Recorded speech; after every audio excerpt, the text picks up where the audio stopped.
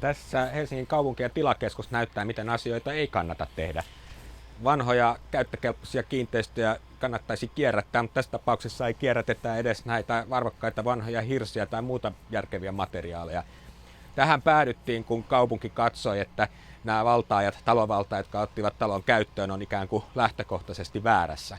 Se on aika huono ajatus, koska itse asiassa jos valtaajat haluaisivat ottaa käyttöön rakennuksen, jolla ei ole muuta käyttötarkoitusta, he ovat oikealla asialla.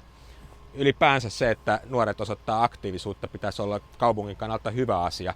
Aina vaaditaan juhlapuheissa, että aktiivinen pitää olla, mutta sitten kun ollaan, niin kutsutaan poliisit paikalle ja näin tässä eilen sitten kävi. Ja lopputulos näkyy tässä. Talo kaatuu, hirret menee kaatopaikalle ja jälleen on menetetty yksi rakennus, jolla olisi voinut olla oikeasti jotain hyvää käyttötarkoitustakin.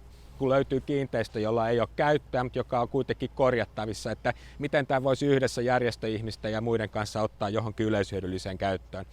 Tätähän kaupungin kiinteistövirasto halusi alun perinkin purkaa, mutta sitten me kiinteistölautakunnassa päätettiin, että järjestetään tarjouskilpailu.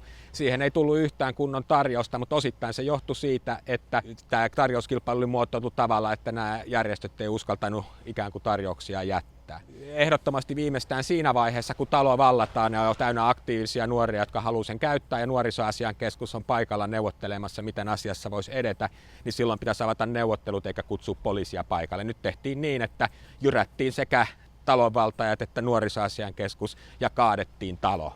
No seuraa kyllä varmasti iso keskustelu siitä, että onko kaupunki ja sen tilakeskus ihan ajan tasalla näiden valtausasioiden tai yleensä vanhojen kiinteistöjen ohalla. Meidän pitää tehdä ohjelma, jossa katsotaan, että niille taloille löytyy joku järkevä käyttö. Ja jos on vapaaehtoisia porukoita, jotka haluaa niitä kunnostaa, niin totta kai sitä pitää käyttää, koska ei meillä ole rahaa niitä itse kaupungin toimesta kaikkia kunnostaa.